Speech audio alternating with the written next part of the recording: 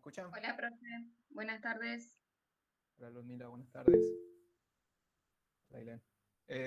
Bueno, me alegro, me alegro. Bueno, después de una semanita de parate nos volvemos a reencontrar, para ahora sí ya no parar.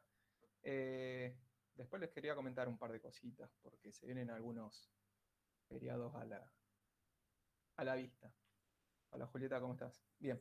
Eh, Vamos por parte de comenzar con los temas de la clase de hoy. La idea de hoy es hacer como una especie de clase resumen de esta unidad 2. Vamos a ver algunas de las actividades del cuadernillo que tienen ustedes subido en comunidades, ¿no? Vamos a ir a hacer algunas actividades de la unidad 2 y damos por cerrada ya la unidad 2 del día de la fecha, y el próximo jueves comenzaríamos ya a desarrollar los contenidos de la unidad 3. ¿Sí? Hola Camila y hola Guillermina, ahí estaba viendo el chat. ¿Por dónde vamos a comenzar? Bueno, si tienen calendario o algo para anotar, vayan marcando lo siguiente. Me pasaron desde la cátedra algunas fechas ya están fijas, como para que ustedes vayan. Igualmente después, para los que no están presentes en la clase, se lo voy a mandar también por mensaje de Ciu Guaraní. Pero bueno, ya que están presentes, se los comunico. ¿Sí? Dijimos el primer día de clase que esta materia tiene momentos de evaluación. ¿Sí? Tiene dos grandes momentos. Hay una evaluación parcial obligatoria, también le llamamos control de lectura obligatoria, y hay un integrador, ya al finalizar las clases, las últimas clases. Bueno, tema del parcial obligatorio, este control de lectura que le llamamos también. Fecha, les paso la fecha. No me tiren con nada, igual me pueden tirar con cualquier cosa que a mí no me va a llegar, pero vayan anotando, ¿sí? Sábado, va a caer sábado. Sábado 23 de octubre, ¿sí? En un mes casi, unos días menos. Sábado 23 de octubre, de 8 de la mañana a 9 de la mañana, una hora va a estar habilitado el examen. Obviamente, para poder hacer el examen, porque se va a subir por comunidades, se habilitan comunidades, van a tener que estar inscriptos. Calculo que ya a esta altura están todos dados de alta. Si no, tienen tiempo hasta el 20 de octubre de darse de alta en comunidades para poder rendir el examen. ¿Cómo nos manejamos con respecto a la evaluación parcial? Como es muy temprano el sábado, ustedes tienen que dar un presente previamente. ¿Sí? Yo esto después se lo voy a detallar más en el mensaje que les mando por Ciu Guaraní, pero generalmente tomo asistencia un día antes, ¿sí? Pues van a ser bastantes, muchos más de los que generalmente cursan, son los que rinden. Así que bueno, probablemente el viernes, sería el viernes 22, probablemente por la tarde les tome asistencia. Ustedes se van a tener bueno, les paso el link, les pasaría el link. Bueno, vamos a ver si es el mismo que utilizamos para las clases. Y tienen que, bueno, dar su consentimiento, ¿no? Dar su presente para poder rendir. En caso de que no estén presentes, yo automáticamente los saco del listado de comunidades, entonces ustedes no van a poder rendir si no dan el presente. Es decir, si no dan el presente y quieren rendir igual, van a ver que en comunidades no van a tener el examen habilitado, porque están excluidos de poder hacerlo. Eso con respecto a ese sábado, 23 de octubre, sí. ¿Dudas? Profe, el Sí. presente que se daría el viernes 22, ¿sí o sí sería la tarde? ¿No puede ser, por ejemplo, primera hora de la mañana del viernes? Se me ocurre, no sé.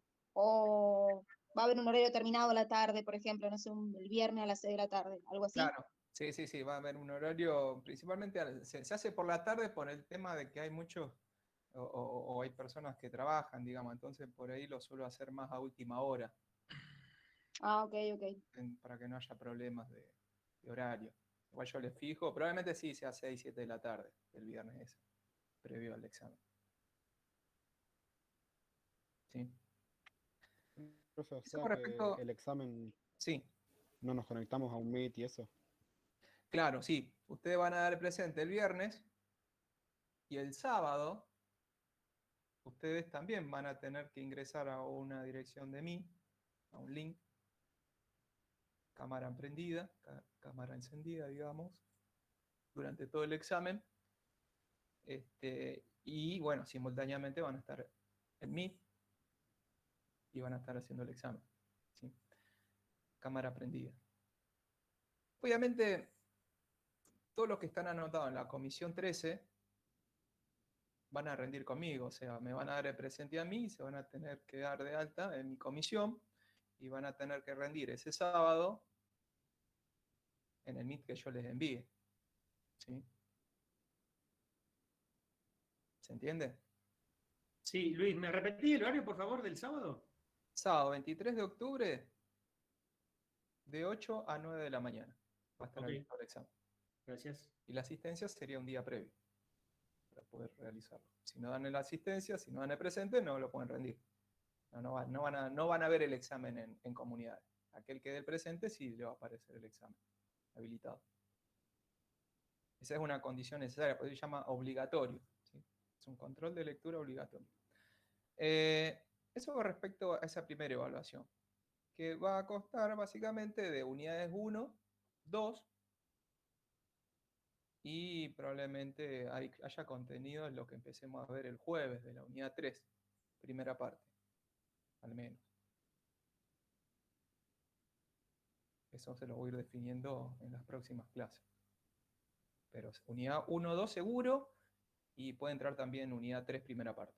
O yo les voy a comentar hasta qué tema evaluamos ese primer examen. Integrador, que sería el segundo examen.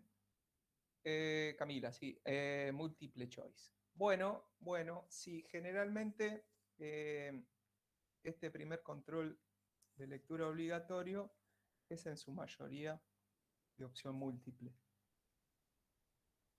En el primer cuatrimestre hubo algunas preguntas de desarrollo también, pero en su mayoría son generalmente de opción múltiple.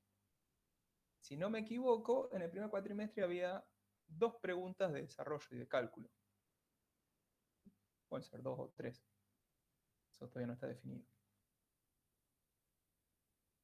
Pero suele ser opción múltiple. Vamos al integrador, ¿sí? Que sería la segunda instancia evaluativa. Fecha: 24 de noviembre a las 9 de la mañana. Y bueno, como se han ido flexibilizando muchas actividades, si bien el control de lectura obligatorio es virtual, lo van a hacer el sábado a la mañana, por vía comunidades, ya para el integrador, para que vayan organizándose, va a ser presencial, la facultad. ¿Sí? Obviamente se van a tener que inscribir para ir viendo el tema de los lugares y cómo se va a organizar. Sí. Eso de poner el examen presencial. Sí. Yo soy de Venado Tuerto. Yo tengo que viajar hasta Rosario para hacerlo.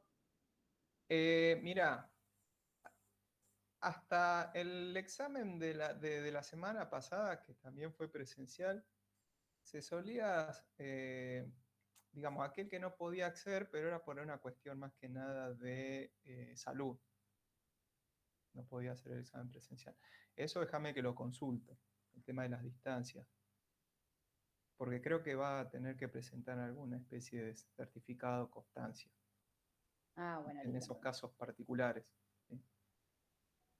Lo que sí sabía es que por cuestión de salud, sí, presentando un certificado médico, no rendías presencial, sino que rendías un examen virtual oral, en lugar de ser escrito. Profe, Sí. consulta, Ujú. porque bueno, si es presencial, yo en la mañana trabajo. Ustedes tienen certificado, ¿no es cierto? Sí, ¿Puedo sí, sí. rendir? Sí, se Perfecto. extiende certificado en la facultad. Perfecto, perfecto. Los tenés que pedir ahí creo que en Secretaría Estudiantil. Profe, Sí. profe, disculpe, a mí se me entrecortaba recién. ¿Podría explicar de vuelta lo de los exámenes? El control, ¿ahí me escuchas bien? Sí, el problema es acá, que por ahí a mí se me va la señal y por No, más que use el wifi igual. básicamente el primer examen que es obligatorio, que es el 23 de octubre de 8 a 9 de la mañana, ese examen es virtual. Lo rendís por comunidades. previo a asistencia, digamos. Tenés que darme la asistencia un día previo, sería el viernes. Después tengo que definir bien la hora, ¿sí? Pero generalmente es a última hora. Y el integrador es el 24 de noviembre, que ese es O sea que presencial. el de 23 es virtual, Sí, hay que poner la asistencia un día antes y sí. todavía no está confirmado el horario. Exacto. El horario de la Y asistencia, el horario del examen sí, es de 8 a 9 de la mañana. Y para eso tenés que estar dada de alta en comunidades para poder rendir, porque se rinde en comunidades, en el aula de la materia. sí, sí. Ok. ¿Sí? Y el Otra, otro, sí. otra pregunta, profe. Ujú. Ahora en el examen del 23, ¿qué Sí. unidades entrarían? ¿Se sabe más o menos? Bien, unidad 1 y 2 seguro, todo. Y va a llegar hasta unidad 3, digamos, va a haber contenido de la unidad 3 hasta la primera parte. Después vamos a ver qué sería la primera parte, qué temas entran dentro de la primera parte. O sea, no es toda la unidad 3. ¿Sí? Profe, una consulta. Ujú. ¿El integrador es correlativo? O sea, si no apruebo, por ejemplo, el del 23, ¿no puedo rendir el integrador? ¿O cómo sería ahí? No, ahí en el aula está el reglamento para acreditar y el reglamento de evaluación. Cuando nosotros charlamos la primera clase, les comentaba un poco cómo era el sistema. Es obligatorio, pero no es eliminatorio. ¿Sí? Es decir, Ah, que bien. ponele que no te va bien, ¿sí? Ponele que no sacas una buena nota, esperemos que no, que saques una muy buena nota en ese primer examen. Acordate de estas ponderaciones, este 30% y el 70%. El 30% de la nota del primer examen, de control de lectura, y el 70% del integrador, y así se conforma la nota final. Recuerdo que lo había ¿Sí? explicado en la primera clase. Sí. Bien. Por más que te vaya bien, regular o muy mal, vos vas a poder rendir el integrador igual. A eso voy. Pero bueno, ponderá después este 30 y el 30% de esta primera nota para ver más o menos cuánto podrías o deberías sacarte en el integrador para poder promocionar la materia o al menos quedar regular. ¿Sí? ¿Se entiende? Sí, ¿Y sí. cuándo es el integrador? 24 de noviembre, a las 9 de la mañana. Presencial. Bueno, eso quería comunicárselo. Igual le va a llegar por mensaje si guaraní para los chicos que por ahí hoy no pudieron asistir a la clase y se los comunico yo también. ¿Sí? Y después, más cerca de la fecha, les voy a ir pasando un poco más de información más Y ese sí es definitiva. presencial, ¿Cuál? El integrador, el sí. integrador. Sí, sí, ese es presencial, se rinde en la facu. Pero bueno, también se van a tener que inscribir previamente, hay un formulario para organizar el tema de los lugares, la cantidad de alumnos que van a rendir y demás. Bien. ¿Estamos hasta ahí? ¿Alguna otra duda que haya quedado de esto? No, profe. ¿No? ¿Estamos? ¿Bien? ¿Arrancamos? Bien. Bueno, la idea de hoy es hacer una especie de repaso final. Resumimos un poco toda esta unidad 2, todo lo que vimos en estas últimas clases, para ya dejar cerradas estas primeras dos unidades. En caso de que quede alguna duda, lo charlamos, pero bueno, la idea es que con todo lo que veamos hoy, a ustedes les quede como un esquema de todo lo visto en la unidad 2. Una especie de resumen de todos los contenidos. ¿Sí? O los puntos más importantes en donde tendrían que ustedes ir focalizándose, ¿sí? Para ir preparando el examen, el examen del 23 de octubre. Y ya el jueves arrancamos con la unidad 3. ¿Sí?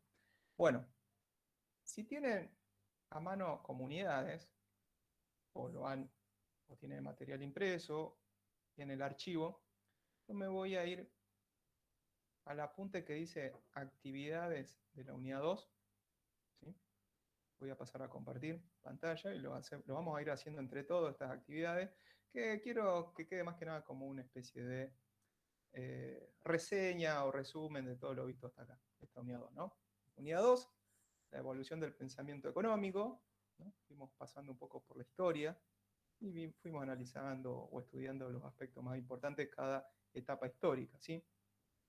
Bueno, no son tantas actividades, son poquitas, son 4 actividades, 4 puntos, 5, bueno, pensé que eran 4, son 5 puntos. Vamos a arrancar por el 1. ¿Sí? Vamos a hacer el ejercicio 1 entre todos, a ver cómo sale esto. El 1 dice, señale las características socioeconómicas más importantes de la economía feudal que la diferencian de la organización económica en la antigüedad y del sistema de mercado.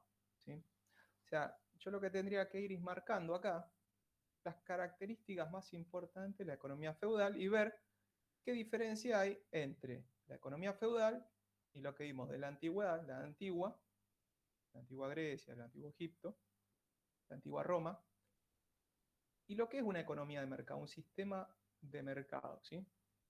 Entonces, vamos a ir por partes. Vamos a la economía feudal, vamos a la sociedad feudal. Tendríamos que ir a hablar de la Edad Media. ¿Sí? ¿Se acuerdan cómo funcionaba la economía en la Edad Media? La economía feudal. ¿Qué es lo que predominaba en la economía feudal? ¿Qué actividad económica predominaba? ¿El comercio? ¿La industria? ¿La agricultura? La agricultura. Bien, es una sociedad, ahí podríamos empezar a marcar algunas cositas o tomar notas, ¿sí? De las características más importantes de la sociedad feudal. Es una sociedad meramente o basada básicamente en la actividad agrícola. ¿Sí? Es la actividad más fundamental. Que obviamente, si yo tomo y comparo esta sociedad de la Edad Media con la Edad Antigua, se empiezan a notar algunos cambios. ¿Sí? ¿Por qué? Porque en la Edad Antigua, era una economía meramente de subsistencia, era una economía de subsistencia, es decir, uno se ocupaba de satisfacer todas sus propias necesidades. ¿Sí? Uno recolectaba, uno sembraba, cosechaba, pescaba. ¿Sí? Si bien estas sociedades de la Edad Media son sociedades meramente agrícolas, ya se empieza a ver algunos cambios. ¿Sí?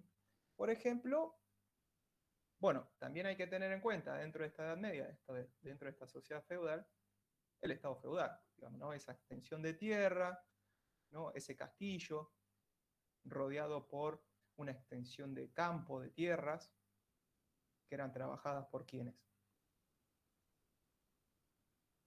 ¿Quiénes son los actores principales de la Edad Media? O el feudalismo, también se lo conoce como el feudalismo. ¿Quiénes eran los actores más importantes? Los campesinos. ¿Los Los siervos? campesinos, profe. Los siervos Bien, serían. yo al campesino lo voy a dejar en la Edad Antigua, digamos. En la Edad Antigua vamos a tener el campesino, ¿sí? Acá vamos a hablar del siervo, que un poco en realidad hace los mismos papeles, ¿no? Hace el mismo rol, trabaja la tierra. El siervo, que trabajaba ¿para quién? Para el señor feudal. Por el señor feudal. Bien, ahí tenemos el otro actor importante de la Edad Media, ¿no? El siervo, el señor feudal. También podríamos pensar ahí o marcar en esta sociedad de la Edad Media que la economía no era la actividad fundamental de esta sociedad. Es decir, que la actividad económica estaba un poco subordinada a otro aspecto, que era el aspecto religioso. Digamos. El aspecto religioso tiene mucho peso en la Edad Media. ¿Sí? Los preceptos de la Iglesia podrían marcar también ahí uno de los aspectos de esta Edad Media, el rol fundamental de la Iglesia, la idea del precio justo, ¿sí? La condena a la usura que veíamos en clases pasadas. ¿Sí? ¿Qué otro aspecto podríamos destacar de esta Edad Media? La ¿Qué feria. sistema? ¿Cómo? La feria. Bien, algunos aspectos de esta Edad Media que la distinguen de la Edad Antigua, porque no existía en la Edad Antigua, eran las ferias, ¿no? Estos lugares donde se comercializaba, en pequeña escala, hay que reconocer, pero es el germen del comercio, las ferias. El rol del mercader ambulante, que no existía en la Edad Antigua, ¿no? Y hay otra diferencia, como el comercio, ¿sí? Empieza a ocupar un rol importante, digamos, empieza a emerger la importancia del comercio. ¿Sí? ¿Qué sistema se utilizaban para resolver los problemas económicos en la Edad Media? Ahí lo conecto un poco con la unidad 1. ¿Se acuerdan cuáles son las formas de resolver el problema económico? ¿Qué sistemas se utilizaron a lo largo de la historia? Tradición. Bien, acá en la Edad Media, ¿cuál tiene mayor peso? La tradición. La tradición. ¿Sí? Son sociedades que se rigen por la tradición. Pero empieza también a existir un rol importante del mando, el mando centralizado, ¿no? El señor feudal, el administrador de ese feudo, el que decide todo lo que debería ocurrir ahí, decide por los demás. En la Edad Antigua nos vamos a encontrar más que nada con la tradición, fundamentalmente, ¿sí? Bueno, en la Edad Antigua tenemos el campesino, ¿sí? Otra característica de la Edad Media, a ver si se acuerdan. ¿Quién detentaba el poder o la riqueza en la antigüedad? ¿El campesino?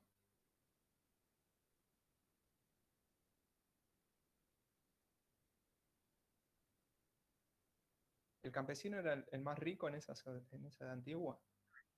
No, el señor feudal. En la edad antigua, Ah, me fui un poquito antes, ¿no? El señor feudal estaba en la Edad Media. En realidad, la riqueza está Puede ser, desligada. profe, Sí, que estos beneficiados de la riqueza eran emperadores, nobles y la iglesia también. exacto. Digamos que acá la riqueza no corresponde a quien realiza actividades económicas en la antigüedad, ¿sí? Sino que está en manos de, bueno, quien detenta el poder militar, por ejemplo, la iglesia, ¿sí? O sea que la riqueza no está asociada a básicamente actividades económicas en la edad antigua. También son sociedades agrícolas en la edad antigua, ¿no? En eso no hay mucha diferencia con la Edad Media. Pero la pregunta también en el punto 1 es marcar las características más importantes de la economía feudal, que la diferencian de la Edad Antigua, ¿sí? Y del sistema de mercado. ¿Se acuerdan cuáles eran los requisitos para que yo hable de una economía de mercado? ¿Qué debería haber?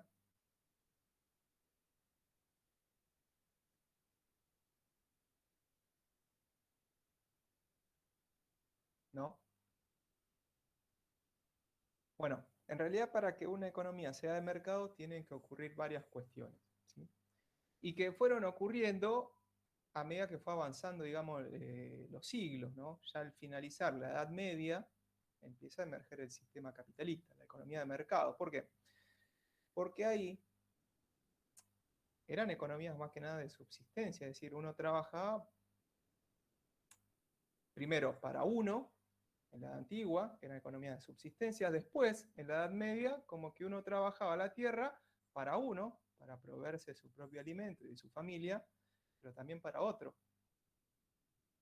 Pero el otro a mí no me pagaba, que era el señor feudal, no me remuneraba, porque aparte de esa es otra característica que pueden marcar ahí de la Edad Media. Es una economía poco monetizada.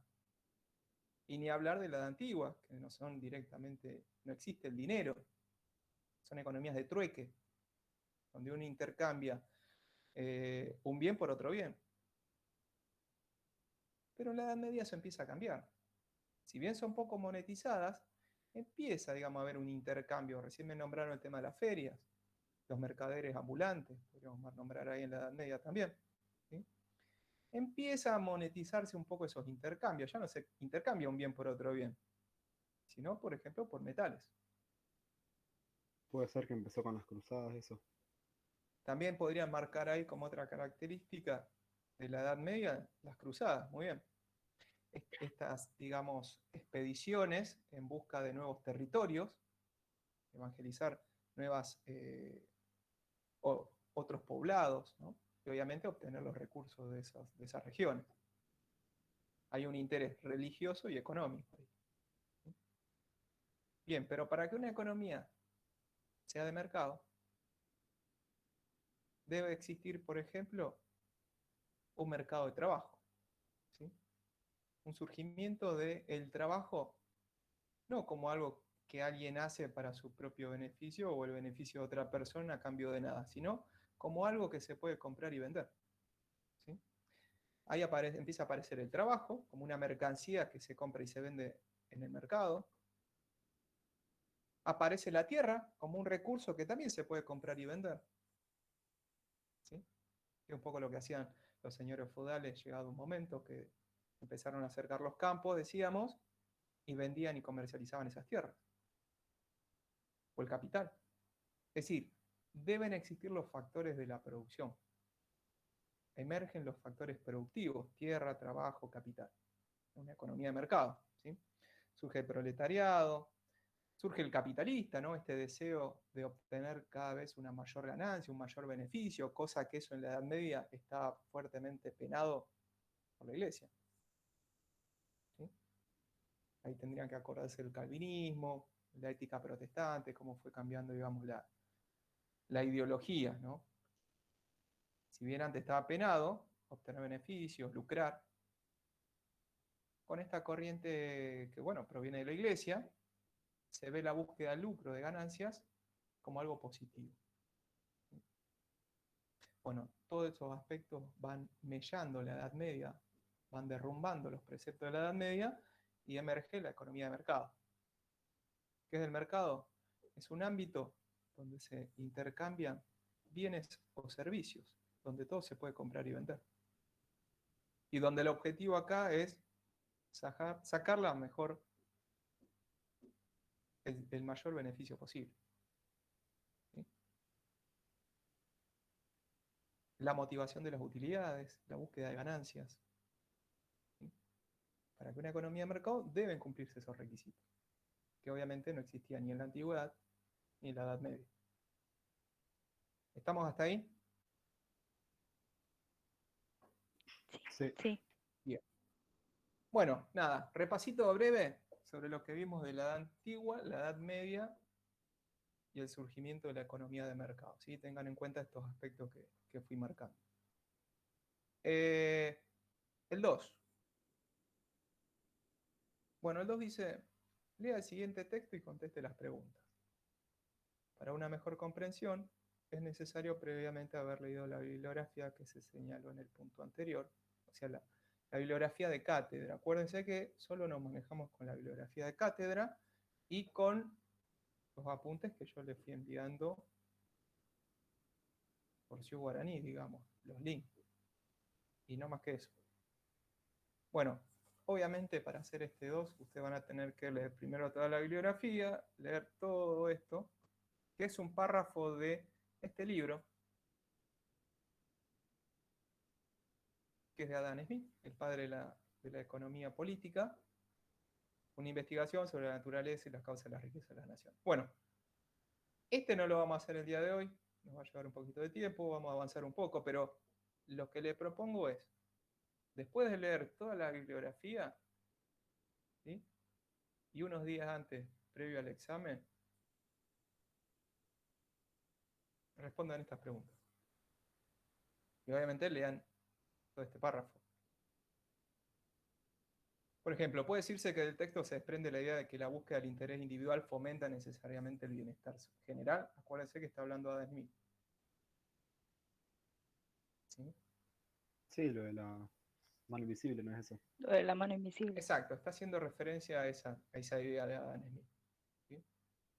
Después dice, analice hasta qué punto el último párrafo incorpora un juicio de valor sobre la efectividad de quien busca el interés colectivo. Bueno, esto van a tener que leerlo previamente. Bueno, nada, repaso. Lean la bibliografía primero, el párrafo y respondan estas preguntas, pero el 3 sí lo vamos a hacer, y lo podemos hacer entre todos a este 3.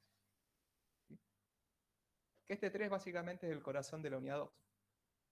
Porque el 3 dice, construya una síntesis de la evolución del pensamiento económico teniendo en cuenta los siguientes ítems. Y esto a ustedes les va a servir como un cuadro, no sé si podríamos llamarlo sinóptico, un resumen, ¿sí? Les va a servir de esquema para poder estudiar. Yo lo que les recomiendo, bueno, lo que les pide acá en este ejercicio es varios aspectos, tener en cuenta varios aspectos sobre las diferentes escuelas de pensamiento económico. Primero el periodo histórico, por ejemplo, antigüedad, la Edad Media, sí. Periodo histórico o en qué siglos se dio. Ciudades o países relevantes a nivel mundial en ese periodo. Principales acontecimientos que se estaban dando en ese momento a nivel mundial. Existencia o no de discursos económicos, si desarrollaron alguna idea, alguna teoría, alguna ley económica. Principales exponentes o autores, así como sus principales textos. Si hablan de clases sociales, la actividad económica principal, o a qué actividad económica principal hace referencia a esa corriente. ¿Cuál es el papel del Estado según esa escuela de pensamiento económico? Después dice, usted debe completar todo lo que considera posible con los textos disponibles y puede agregar todo aquello que crea pertinente y que le permita relacionar los hechos históricos con el pensamiento de la época. Bien. Yo lo que les recomiendo ahí es que en una hoja, si tienen a mano, hagan eso que tienen ahí, en hoja paisada. Vamos a ir marcando escuela por escuela. Vamos a arrancar del mercantilismo, ya hablábamos recién de la edad antigua, algunos aspectos del feudalismo, ¿no? Y cómo va surgiendo una economía de mercado, qué requisitos debe cumplir. Pero vamos a arrancar analizando desde el mercantilismo hasta lo último que vimos, que es Keynes. Por eso va a ser como un cuadro, resumen de todo lo visto hasta acá. ¿Sí?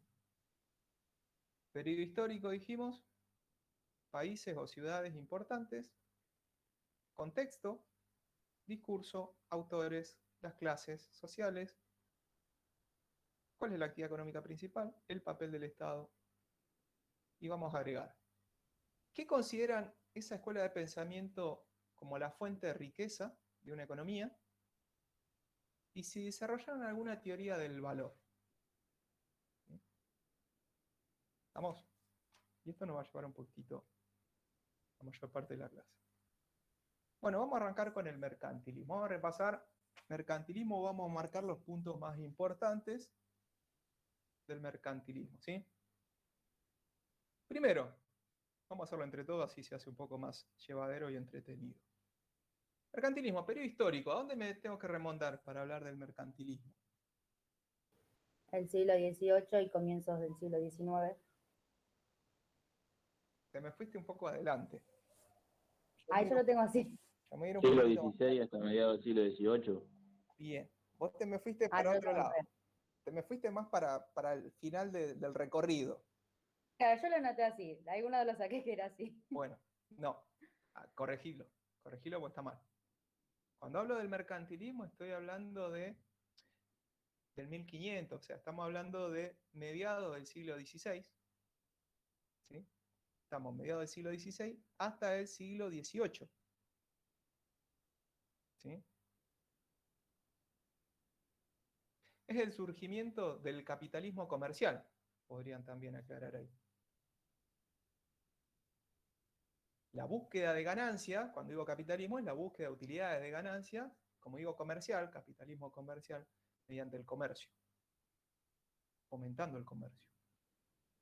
Bueno, ahí estamos, periodo histórico. Lo situamos siglo XVI a siglo XVIII. ¿Sí? Segundo punto que plantea ahí este ejercicio es que exponga qué países o ciudades se desarrolló el mercantilismo, principalmente. ¿En qué países? ¿Qué países podría nombrar acá? Que digamos, que Francia, practicaron el mercantilismo. ¿Cuál?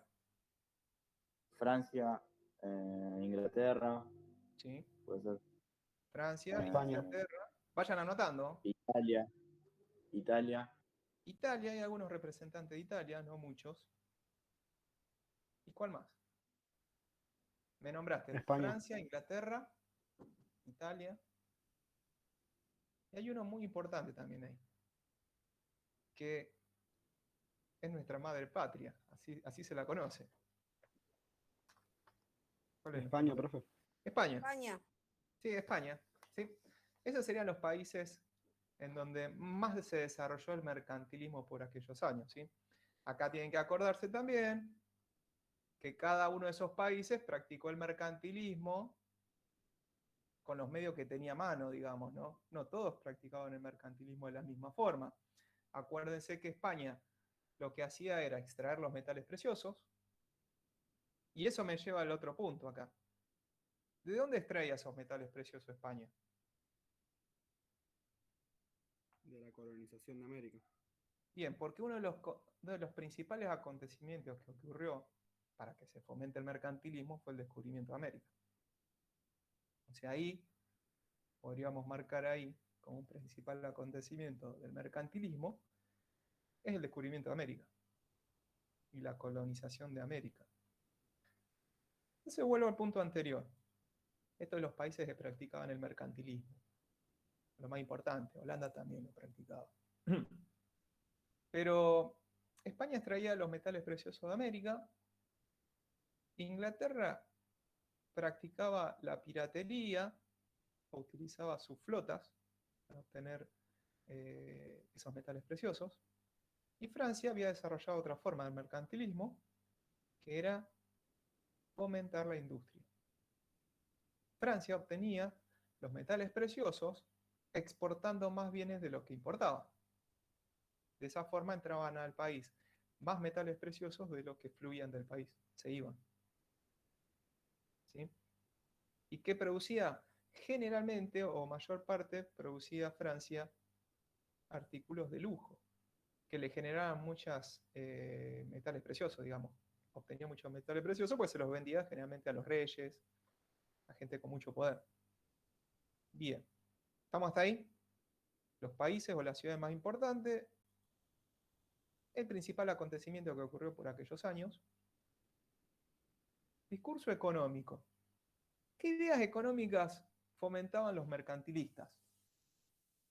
¿Qué planteaban los mercantilistas? La industria nacional. Bien, lo nombré recién ahí, que es lo que hacía Francia. Uno de los discursos económicos del mercantilismo es fomentar la industria nacional, favorecer a la industria nacional, en contra de la competencia exterior. ¿Sí? Ellos decían que el comercio, y viene a colación, ellos decían que el comercio es un juego de suma cero. ¿Saben lo que es un juego de suma cero? ¿Qué significa? No. ¿No? Bien. Un juego de suma cero implica que si uno gana, si uno está ganando, el otro, ¿qué le pasa al otro? Si uno gana, pierde. Entonces, para yo ganar, yo tengo, por ejemplo, que exportar más bienes de los que importa otro país. ¿Sí? Le tengo que vender más a él de lo que él me vende a mí. Porque de esa forma yo acumulo metales preciosos. Ese es otro discurso de los mercantilistas. Analizar al comercio como si fuese un juego de suma cero, donde si uno gana, el otro pierde. Fomentar la industria nacional, otra idea importante de los mercantilistas. Y como tiene que ver con esto de las exportaciones y las importaciones, ellos sostienen que siempre la balanza comercial tiene que ser favorable. ¿Sí? ¿Qué significa eso? Que las exportaciones tienen que estar siempre superando a las importaciones. De esa forma yo vendo más que el otro, cobro más que el otro. Y pago menos. Porque no compro tanto afuera. ¿Sí? Bien. Esos son algunos de los discursos del mercantilismo. Autores y obras. Bueno, no tanto como obras, lo vamos a pensar acá, porque no son escritores, no son autores tampoco, de hecho, son representantes. ¿Cuáles son los representantes del mercantilismo? Principalmente tenemos que hablar de acá de, obviamente no son economistas, tampoco filósofos, no son políticos, sino que son todos comerciantes. Son personas que se dedican al comercio internacional. Y acá va a aparecer Thomas Moon, ¿sí? Colbert, Douglas North, son algunos de los representantes del mercantilismo. Colbert es de Francia, digamos, ¿no? Moon es inglés. Y acá no podemos nombrar obras porque no son libros, no escriben libros. Escriben, lo que ellos hacen es, tampoco escriben, sino que proponen. Proponen para que el rey haga, o el que tiene el poder haga. ¿Y que haga? Y que haga lo que yo quiero que haga. Porque si a mí me va bien, al país le va bien. ¿Sí? ¿Estamos hasta ahí? Vamos. Sí. Sí, sí. Bueno, con respecto a las clases sociales, los mercantilistas acá no se meten, no opinan, no desarrollan ninguna teoría que hable sobre las clases sociales, no dividen ellos la sociedad en clases sociales, no les interesa. O sea, en este punto podríamos poner nada, o que no desarrollan ninguna clasificación, no analizan las clases sociales, los mercantilistas. ¿Cuál es la actividad económica principal de un país, según los mercantilistas?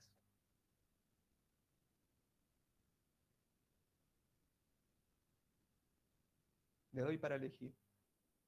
¿La industria, la agricultura o el comercio?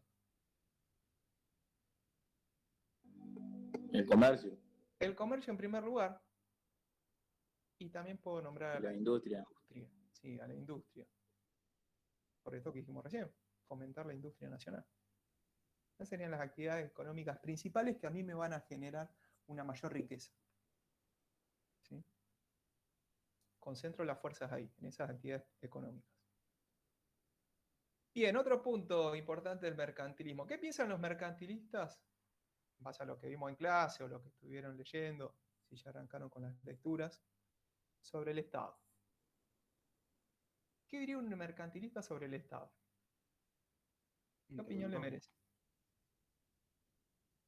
¿Qué tiene que hacer el Estado? Cuidar a lo nacional. Exacto. Y ahí cuando digo cuidar lo nacional, estoy hablando del proteccionismo. Son los precursores del proteccionismo del Estado. El Estado me tiene que resguardar, me tiene que proteger. ¿Qué tiene que proteger? No a mí mi seguridad. Tiene que proteger la industria nacional. Ahí también podría anotar lo del fomento de la industria nacional.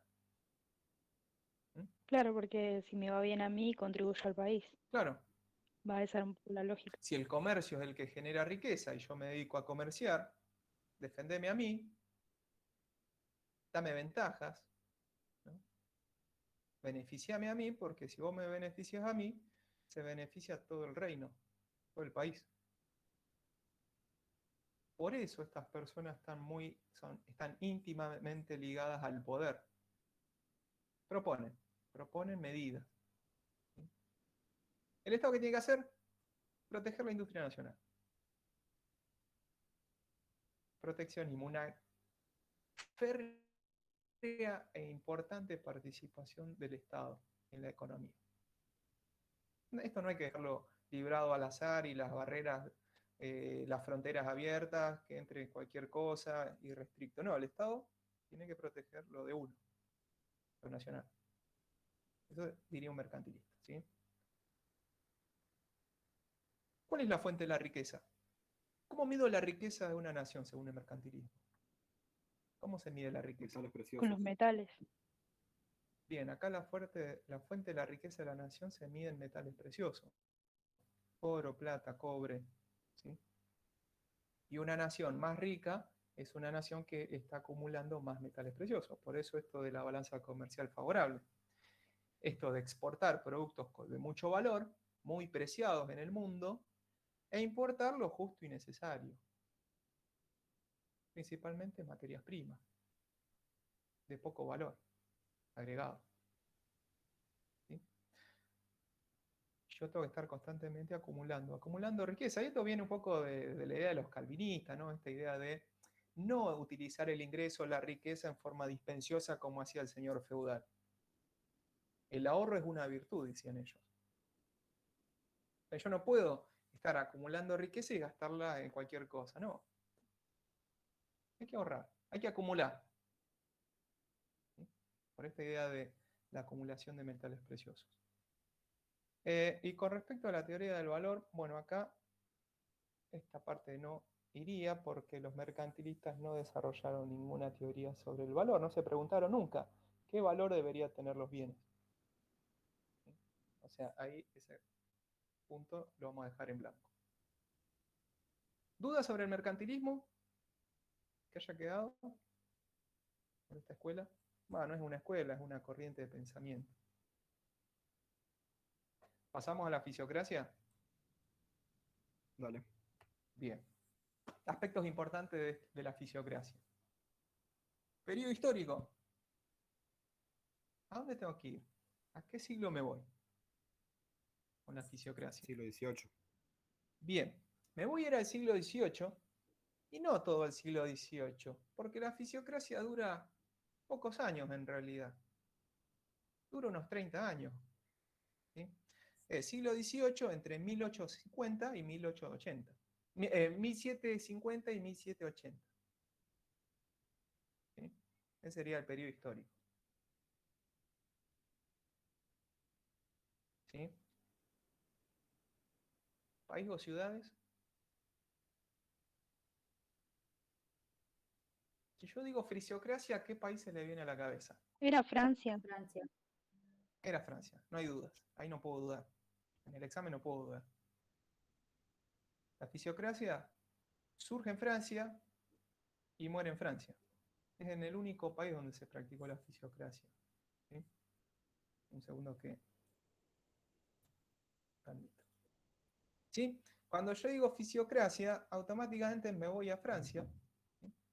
¿Y qué principal acontecimiento está ocurriendo en Francia? Acá pueden marcar a la Revolución Francesa. Con todo eso que vimos en clase, esta idea de libertad, de igualdad. ¿Sí? Y obviamente, con la Revolución Francesa, en Francia termina o se derrumbe definitivamente el feudalismo, ¿no? Esto que venía dándose en toda Europa. Bien, la Revolución Francesa como principal acontecimiento. Discurso económico. ¿Qué ideas, o algunas de las ideas más importantes de los fisiócratas? ¿Se acuerdan de alguna?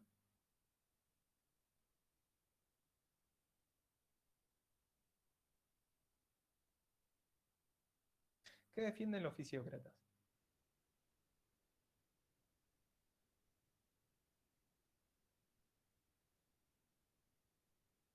Que el pueblo sería más rico en cuanto a la tierra y la producción agrícola. Bien, eso lo vamos a dejar para dentro de un ratito, cuando hablemos de la actividad económica principal. Pero a lo que voy Puede es... ser, profe, Sí, la frase esa. Laissez El avance faire, de la laissez, tecnología. sí, tiene que ver con eso. Tiene que ver con que son los, digamos, son los precursores del liberalismo. Defienden el liberalismo económico los fisiócratas. Acá pueden marcar también otra palabra, estas dos palabras de el orden natural. Defienden la existencia de un orden natural. El Estado no debe intervenir en la vida económica de las personas. Tiene que ver un poco todo con todo, ¿no? Pero el orden natural, la sociedad se rige por un orden natural. Por las ciencias naturales se rige la sociedad.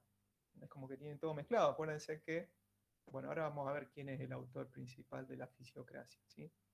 Acá también lo que podrían agregar es que ellos hablan de la existencia de un trabajo productivo y un trabajo estéril, ¿sí? El trabajo productivo lo hace un determinado sector de la sociedad y corresponde a una determinada actividad económica. Y el estéril, si bien no significa, como decía en clase, que no produce nada, ¿sí? Sino que son estériles porque no genera nada nuevo. El trabajo productivo genera valor. ¿Sí? El trabajo estéril no genera nada, solamente transforma una cosa en otra cosa, pero no crea nada nuevo.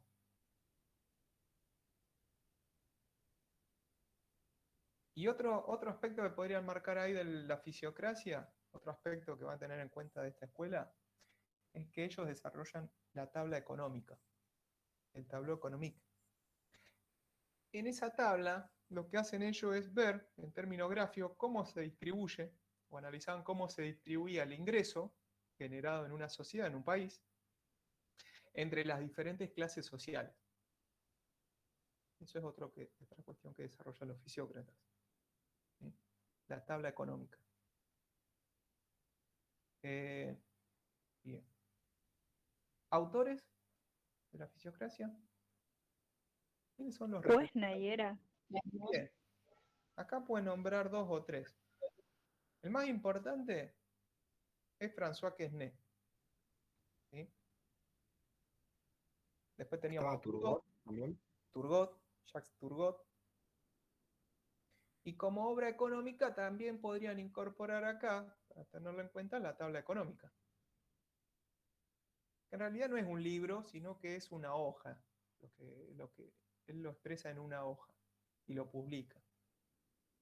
Pero podrían marcarlo también como una obra, la tabla económica. Buenas tardes, discúlpame. Sí, ¿Qué representante tomaste para la fisiocracia? François Quesnay, Ah, Kirchner, está bien, está bien. Jacques Turgot y Mirabeau también. Son los 3 exponentes más importantes de la fisiocracia. ¿Sí? Y como obra más importante podrías nombrar ahí también lo que dijimos recién sobre el desarrollo de esta tabla económica, que si bien no es un libro, es una publicación que hace Quesnay. ¿Sí? Bien. Clases sociales. ¿Los fisiócratas hablan de clases sociales? Sí, la dividen en 3. Bien, ¿cómo está dividida la sociedad según los fisiócratas? La clase productiva, los propietarios y el estéril. Bien. ¿Quiénes son la clase productiva? ¿A quiénes llaman clase productiva? Agricultores. ¿A los? Los campesinos, quienes Campesinos. producen. Bien, los campesinos, la clase agrícola, ¿sí? Los que le ponen el cuerpo al campo. ¿Sí? Son los que llevan las semillas, son los que siembran las semillas, son los que cosechan. ¿Sí? Esa es la clase productiva. Después estaban la clase, ¿me dijiste? ¿Otra clase? Propietarios, que son los La terratenientes. clase de los propietarios. Que son los ¿Quiénes son los terratenientes. propietarios? Los terratenientes. Los dueños, Bien, los terratenientes, los dueños de los campos claro. serían. Bien. Y los estériles, que son los artesanos. Son los artesanos, son los que realizan alguna profesión, los abogados, los bufones, los que, no sé, producen mesas, sillas, los que tienen un oficio. Todo el que no sea ni dueño de un campo, terrateniente, ni que trabaje en el campo. Todo Los eso comerciantes, profe. son clases, claro, los que se dedican al comercio, a la industria. Todo eso son clases estériles. ¿Sí? Que como decía Quesnay, no es que no hagan nada, no es que no sirvan, sino que los clasifica así de esta forma. Si vos generás valor y generás algo nuevo, porque de una semilla nace una planta y de esa planta o de ese árbol sale una manzana o una naranja, o sea, salió una naranja de una semilla, generó algo nuevo. Ahora, si vos producís pan, lo único que estás transformando es insumos en un producto. Estás transformando, no estás generando nada nuevo. Según la idea de Quesnay es esa, digamos. Por eso los clasifican productivos y estériles. ¿Sí? Bueno, estamos hasta ahí. Clases sociales. La actividad económica principal de la fisiocracia, ¿cuál sería? La Agricultura. Acá no hay dudas. Si la única clase productiva es la de los agricultores y el trabajo productivo es el agrícola, bueno, obviamente la actividad productiva por excelencia es la agricultura. ¿Sí? Papel del Estado. Papel del Estado para los fisiócratas. No tiene que intervenir en nada. Bien, el Estado, como existe un orden natural de las cosas se dan en forma natural. Hay que dejar que sigan su curso natural, ¿no? La naturaleza acomoda todo. Lo del gobierno de la naturaleza. Es el gobierno de la naturaleza. Habíamos dicho que la traducción de fisiocracia era esa, ¿no? Fisiocratos, gobierno de la naturaleza. ¿Sí? Acá yo tengo un anotadito que no me acuerdo, digamos, Sí. no me entiendo la letra. Dice Luisé, o algo así. Ah, Dejar está pasar. tu francés. Ahí apareció tu francés. Es la frase de los fisiócratas. Ahí está. Ahí está. Ahí la había nombrado antes. Acá la podemos meter a esa frase. En este Ahí está. punto. Dejar hacer, dejar pasar. Exacto. Perfecto. Como la sociedad se rige por un orden natural, y ese orden natural no debe ser modificado por la mano del hombre, porque el gobierno es de la naturaleza, dirían los fisiócratas, el Estado, que es la representación del poder del hombre, no debe intervenir el Estado. Dijimos que defienden el liberalismo. ¿Cómo? ¿Quién lo cita? ¿Quién? ¿De quién es esa cita, digamos? ¿Quién es el que lo Quesnay. dice? Quesnay. François Quesnay es el mayor representante. Y Perdón. François Quesnay. ¿Cómo? François Quesnay. O Quesnay. Gracias. Es el mismo. Entonces dice, lo que le diría entonces, y ahí viene la frase, si el rey le dice a François Quesnay o a los fisiócratas qué debería hacer con la economía, François Quesnay le va a responder, laissez-faire, laissez-passer. Dejar hacer, deja pasar. Deja producir, dejar hacer, deja pasar, deja comercializar. No metas trabas. No le metas trabas ni al que te produce, ¿no? Y una vez que se produce eso, que se comercie libremente entre los países. El Estado no debe intervenir. La no intervención del Estado. ¿Se entiende? O sea, el Estado no interviene para nada acá.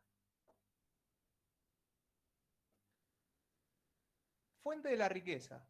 ¿Dónde está la riqueza de una nación para los fisiócratas? En las tierras fértiles. En la tierra. Exacto. En la producción de las tierras. Claro, si la agricultura a mí me genera, es la única actividad económica principal de un país, yo voy a generar riqueza en la medida en que tenga grandes extensiones de tierras fértiles, productivas, ¿sí? Porque voy a poder producir más. Y si produzco más, genero más, porque después lo vendo. Voy a generar riqueza, ingresos. Entonces, la riqueza de una nación, según un fisiócrata, se mide por su extensión de tierra, de campos. Fértiles, obviamente, ¿no? Así mido la riqueza. Y el último punto a tener en cuenta de esta escuela, bueno, la teoría del valor, que acá tampoco los fisiócratas se preocuparon mucho en preguntarse de dónde proviene el valor de los bienes, lo vamos a dejar desierto ese punto. Acá no iría nada. Cerramos la fisiocracia, los principales aspectos a tener en cuenta al momento de estudiarlo o, bueno, si lo vienen estudiando, repasar. Disculpame, Sí. anduve a las corridas, por eso llegué tarde y me tengo que ir en un ratito problema. nada más. Yo acá tenía Sí. que ahora, la verdad te pido disculpas si no tiene nada que ver. Yo puse, No, bueno, las riquezas se miden con las producciones de las tierras, excedentes. Yo te voy diciendo lo que puse, excedentes, producto neto. Quesnay elabora un esquema macroeconómico, por lo cual es la primera escuela del pensamiento económico. Es la primera escuela de pensamiento económico porque analiza la economía como un sistema, digamos, ¿no? Cómo está la economía, cómo está interconectada. Por eso hablaba de la tabla económica, tiene que ver con la tabla económica. Porque ahí lo que hace Quesnay es ver cómo el ingreso se va distribuyendo entre todas las clases sociales, cómo se relacionan las clases sociales entre sí. ¿Sí? Yo cuando empiece la unidad 3, el jueves, voy a volver a hablar un ratito de Quesnay. ¿Sí? Porque esto del producto neto, en realidad si yo lo explico ahora va a quedar medio confuso. Me gusta más analizarlo más adelante, digamos, cuando veamos producto. Nosotros vamos a ver producto en la unidad 3. Producto neto, excedente, digamos. Claro, no, yo porque, no, digamos, hice escritos rápidos, pero Te soy sincera, no sé ni por qué. Rápidamente, ¿a qué le llama excedente que es ne ahí cuando me lo nombraste? Yo le Sí. hice el ejemplo recién esto, de que si yo siembro una semilla, puedo llegar a obtener una manzana Sí, de esa semilla, ¿no? O sea, me genera valor sí, la actividad agrícola. ¿Por qué? Porque no sale lo mismo una manzana que una semilla. Yo bien, compré una semilla, no sé, en 5 pesos, yo produzco una manzana que sale más de 5 pesos. sí, Yo compré por 5, cuando produzco la manzana y la vendo, ponele que la vendo a 25, a esa sí, manzana, generé un valor, un excedente de valor. sí, ¿Sí? Y toda actividad agrícola genera un excedente. A eso le llama excedente. Genera un valor mayor que el costo de poder producir ese producto. Una ganancia, un Ah, beneficio. por ahí engancha el producto neto y eso. Producto Por eso neto, le había bruto. puesto. Sí, Listo, listo, sí. gracias. No, no me quiero meter en ese tema todavía porque es un poquito más engorroso. Lo vamos a ver más adelante, no te preocupes. Producto bruto, neto. Sí, sí. Bueno, ¿estamos hasta ahí? Fisiocracia, o los aspectos más importantes que deben tener en cuenta de esta primera escuela de pensamiento económico. Vamos a Inglaterra, ¿sí? Vamos a la escuela clásica inglesa, ya el nombre lo dice todo, en qué país estoy, países o ciudades, Inglaterra, ¿sí? Profe, Periodo histórico, sí, decime. ¿no es Inglaterra y Escocia por Adam Smith? Sí, de hecho te podría nombrar a Francia, porque hay algún representante de Francia, pero principalmente en Inglaterra. Si bien Adam Smith nace en Escocia, ¿sí? Él vive en Inglaterra. Ah, ok. Y él analiza todo este proceso que está ocurriendo en Inglaterra con la Revolución Industrial, pero sí, nace en Escocia, Adam Smith. Pero en sí, la escuela clásica inglesa, digamos, se desarrolla todo en Inglaterra. Porque después yo te puedo nombrar otros exponentes que son todos ingleses. ¿Sí? Ahora te voy a nombrar algunos más. Bueno, dijimos, periodo histórico de la escuela clásica inglesa, ¿dónde la sitúa? En Siglo Inglaterra. XVIII y XIX. ¿Siglo? XVIII y XIX. Siglo XVIII, siglo XIX. 1750 podríamos poner como inicio. Después viene Marx, pero bueno. 1750, mediados del siglo XVIII hasta el siglo XIX. Fin del siglo XIX. Países, dijimos Inglaterra principalmente. Contexto o principales acontecimientos. ¿Qué podemos poner acá? ¿Qué está ocurriendo en Inglaterra por aquellos años? ¿Puede ser, profe, las 3 revoluciones? Bien, acá pueden nombrar o tener en cuenta las 3 revoluciones. Si bien hablamos mucho de la revolución industrial, tienen que nombrar también la revolución agrícola, que ya se venía dando y que es previa a la revolución industrial. ¿Sí? La revolución agrícola, la revolución industrial y la revolución de los transportes, que se da por todos esos siglos. ¿Sí? Que se extiende toda la escuela clásica inglesa. Bien. Bueno, acá tenemos para hacer dulce, discurso económico. Acá pueden meter todo lo que se les ocurra. Algunas guárdensela para después, pero bueno, empiecen a nombrar. ¿Qué teorías desarrollaron los clásicos? Que se acuerden. Algunas de las teorías, enunciados económicos. ¿Qué piensan los clásicos? La teoría del valor. Bueno, eso lo vamos a dejar para el otro punto, que habla del De la valor. mano invisible. Bien, lo de la mano invisible, eso lo podríamos nombrar, lo podríamos marcar acá y en otro de los puntos también, que tenemos después. Pero sí, la mano invisible es uno de los discursos económicos. Acá podría ir lo de la mano invisible. Ahí podría ir también lo del liberalismo económico, la defensa del liberalismo económico. Y se están La división del olvidando. trabajo. Bien, ahí está. Eso iba a decir, que se estaban olvidando de la visión del trabajo, una de las teorías más importantes de Adam Smith, que el trabajo se debe dividir en diferentes tareas, no solo adentro de una fábrica, sino en una sociedad. Sino en la sociedad. Claro, pues si no tendríamos que volver como en la antigüedad, donde uno era autosuficiente. Uno se provee su propio alimento, uno se hace su propia ropa, uno se hace su propia casa. Y eso el día de hoy no se puede hacer. Por más que quieras hacerte una casa, imagínate el tiempo que te lleva. Y después de eso sumale a hacerte tu propia ropa. Y hacer tu propio alimento, provee tu propio alimento. Anda al campo a buscar lechuga, después anda a matar animales para obtener carne. O sea, eso en una sociedad capitalista es imposible. Así como Sí, después te- Ricardo se extiende ¿Cómo? diciendo que los países también tenían que dividirse. Bien. Entonces ahí también le pueden agregar otra cosa, porque esto es toda la escuela clásica inglesa. Ahí podrían meterlo de Ricardo también. Excelente. La división internacional del trabajo. La teoría de las ventajas comparativas, que tiene que ver con esto. Esa es una de las teorías de Ricardo, ¿sí? Pero es válido ponerlo acá. Porque acá tengo que meter todo lo de la escuela clásica inglesa.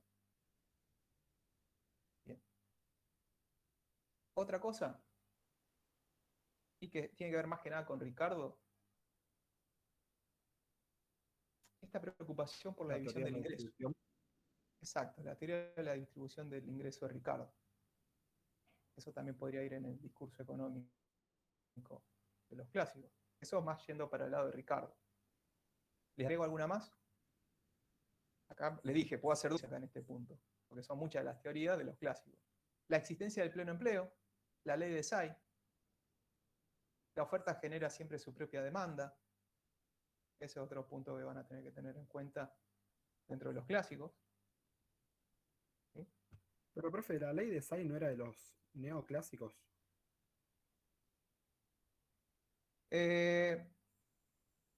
En realidad los neoclásicos defienden la ley de Say, pero Say de unos siglos antes. Ok. Los neoclásicos la retoman y la sostienen, la defienden. La plusvalía, profe. Ese lo vamos a dejar para dentro de un ratito. ¿Sí? Pero lo de la ley de Say también es válido también para los neoclásicos, ¿sí? Tenerlo en cuenta, pero lo sostienen. Sostienen la ley de Say. Sostienen la ley de Say de los clásicos. ¿Sí? Bueno, ¿algo más? Mano invisible, visión del Me trabajo, perdí. liberalismo. ¿Cómo? Me perdí. Dijimos muchas. Lo de Puede la ser ley una de profe Say. también que Say es un economista. Say es clásico. Ahora cuando vayan los representantes, por eso hablo de la ley de Say con los clásicos. Porque Say es uno de los representantes de los clásicos. Que no lo estudiamos nosotros en la materia, pero sí. Sí, ¿alguno más? podría entrar que el costo de la producción se refleja en el valor de los bienes. Bueno, ese lo vamos a guardar para dentro de un ratito. Lo vamos a meter en otro punto, cuando hablemos de la teoría del valor. ¿Sí? En el casillero de la teoría del valor. ¿Sí? Seguimos. Autores y obras. ¿Qué autores podemos poner acá? Adam Smith, Adam Smith, Ay, que es el representante más importante. David Ricardo, David Ricardo. Thomas De Adam Smith, antes que nada, de Adam Smith, ¿qué obra podrían marcar aquí? La mano invisible. No, su libro no se llama así. La riqueza de las naciones. Bien, una investigación sobre la causa y la naturaleza de la riqueza de las naciones. Y de David Ricardo, también podríamos nombrar ahí. ¿Sí? Principios de economía, política y tributación. Sería la obra de David Ricardo. Principios de economía, política y tributación. Les nombro al pasar otros autores de los clásicos que quizá lo vean en Introducción a las Ciencias Sociales también. Thomas Malthus. Malthus es otro clásico. Jean-Baptiste Say, de él sale la ley de Say. ¿Sí? Son algunos autores clásicos también. Y no más. Ahora, la escuela clásica inglesa se preocupó por analizar el tema de las clases sociales. ¿La sociedad se divide en clases según Sí, los clásicos? ¿Cómo está Se dividida dividía. la sociedad? En clases no. terratenientes, trabajadores y capitalistas. Capitalista. Sí, la sociedad está dividida en clases. Los capitalistas, bien, los terratenientes y los trabajadores. ¿Sí? ¿Qué podría agregar ahí? Y que viene un poco de la mano de Ricardo, que el ingreso se divide en las clases sociales. A Claro. cada clase le corresponde una remuneración. La distribución, digamos, del egreso. La distribución del ingreso. El trabajador que se llevaba. Las ¿Qué ganancias. le pagó al trabajador? No, el trabajador no recibe ganancias. La ganancia se la Sus horas de recibe. trabajo. ¿Cómo? No eran las horas de trabajo. Bueno, pero ¿qué le pago al trabajador? ¿Cómo se Salario. llama Un ese? salario. El salario, bien. Salario, el sueldo. El terrateniente que recibe. La renta. La Bien. renta. Y el capitalista, La El ganancia. beneficio. el beneficio, la ganancia. Bien. Clases sociales. Actividad económica principal para los clásicos. ¿En qué hacen hincapié los clásicos? ¿Qué actividad económica hace rica a una nación?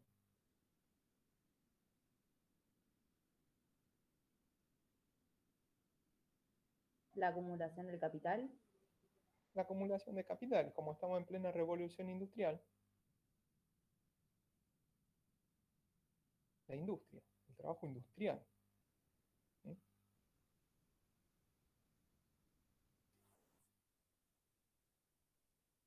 Y obviamente eso es acumulación de capital. Obviamente él está a favor de la acumulación de capital, de la obtención de beneficios por parte del capitalista, porque en la medida que al capitalista le vaya bien y acumule capital, ¿sí? Va a haber más producción. Y en la medida que yo genere más producción, voy a poder vender más en el exterior. Voy a generar más ganancias, más beneficios. Y si los reinvierto, más producción, más fábrica, más trabajo, etc. Bien. Papel del Estado para los clásicos. Debía participar discretamente. Bien. Yo No puse van que a no ir. interviene. Sí. Y decime. No, que puse que no interviene. Bueno, ahí es un poco estricto el tema de no interviene. Sería como llevarlo al terreno de los fisiócratas, el no interviene en nada. No es tan así de no interviene. No interviene en determinadas cuestiones en todo caso. ¿Sí? Era la provincia y la defensa nacional. Claro, ellos hablan, ahí pueden agregar o anotarlo de la existencia de un Estado gendarme. Identifican la acción del Estado como un gendarme, digamos, el Estado gendarme. Es el Estado que a mí me debe proteger, me tiene que garantizar la seguridad interior, la defensa nacional. No La interviene libre competencia. la libre competencia, defender la libre competencia, defender la propiedad privada del Estado. Eso sí se tiene que ocupar. Defensa de la propiedad privada. No interviene en actividades económicas, en actividades que lo puede hacer el privado, tranquilamente. Porque si vos estás capacitado para estudiar y estudiás, bueno, vos mismo tenés que buscarte tu propio empleo, ¿sí? Vos mismo tenés que generar tu propia jubilación, tenés que acumular ingresos durante tu etapa laboral, ¿no? Ahorrar para tener el día de mañana. El Estado no te va a garantizar eso, el Estado no está para eso, diría Adam Smith. El Estado tiene que hacer estas cosas. Y en todo caso, a lo sumo lo que podría llegar a hacer también, obviamente tiene que marcar las normativas, ¿no? El Estado tiene que realizar la legislación, hay que hacer las normas, las leyes de funcionamiento de una sociedad, el marco legal. Para eso está el Estado. Y el Estado, en todo caso, también lo que podría llegar a hacer es algunas obras de interés público que no es realizada por el privado. ¿Sí? Ocuparse de obras no realizadas por el sector privado, pero que son fundamentales para la sociedad. En esas cosas sí podría llegar a intervenir el Estado, y no más. ¿Sí? Una intervención mínima, lo justo y necesario. ¿Sí? ¿Estamos ahí? ¿Cuál sería el rol del Estado para los clásicos? Fuente de la riqueza. El trabajo puede ser. El trabajo. Por eso hay que dividir el trabajo para generar más producción, para que haya una mayor acumulación de capital, ¿no? Para que el capitalista genere más beneficios, más ganancias. Yo puse como riqueza, toda actividad genera otra riqueza, todo trabajo genera riqueza. Claro, todo trabajo genera riqueza, en todo caso. Así es, La simple. fuente de la riqueza es el trabajo. Ahí está. Sí. Déjalo, marcarlo así. O todo trabajo genera riqueza. Y ya que hablamos del trabajo, obviamente tenemos que hablar de la teoría del valor. ¿Qué es lo que le da valor a las cosas, dirían los clásicos? A los bienes. La cantidad de horas que lleva a producirlo y la escasez del mismo. Acá pueden hablar de la teoría del valor trabajo, de los clásicos. Sí. Acá podrían hablar también de la existencia en determinadas situaciones de un valor de cambio y un valor de uso, como planteaba David Ricardo. El valor de cambio tiene que ver básicamente con la cantidad de horas que llevó realizar un determinado producto. Y el intercambio se da en base a la cantidad de horas incorporadas en ese producto. Pero también tienen que acordarse de que puede existir un valor de uso diferente a un valor de cambio. Porque decía Ricardo que hay algunos bienes cuyo valor no está determinado por la cantidad de horas que llevó a producir ese producto. Y hacíamos el ejemplo en clase. Por ejemplo, una obra de arte que a un pintor le llevó 2 horas de trabajo, hoy en día sale fortunas, millones, salvo que esa persona por hora cobre 75 millones, que es muchísimo, ¿no? En realidad, algunos bienes no tienen que ver su valor. Sí, puede ser, sería buenísimo cobrar un salario así, pero no se da. Son casos, son tocados por la varita mágica, ¿no? Pequeños puntadas. No hay tantos Messi en el mundo, por ejemplo, que jueguen al fútbol así que ganen. Pero no nos vayamos de tema. El valor de uso muchas veces no está dado por el valor de cambio, por la cantidad de horas que insumió producir ese producto. Tiene que ver también, el valor de muchos bienes está dado por la escasez de un determinado producto en una sociedad. Hay productos que son muy escasos, jugadores de fútbol excepcionales, cuyo valor es muy elevado en el mercado. ¿Sí? Por la escasez de determinados recursos productivos. ¿Sí? Valor de cambio, valor de uso. Teoría del valor trabajo, cantidad de horas de trabajo y escasez. Bien. Y bueno, si hablamos que para los clásicos, la Revolución Inglesa, la Revolución Industrial en Inglaterra, era lo mejor que le podía ocurrir a la sociedad, porque íbamos a crecer indefinidamente a lo largo del tiempo, llega Marx. ¿Sí? Periodo histórico de Marx, si alguno me lo puede decir, alguien que se acuerde. Siglo XIX. Bien, cortamos con la escuela clásica inglesa, hace el corte Marx, en el siglo XIX, fines del siglo XIX.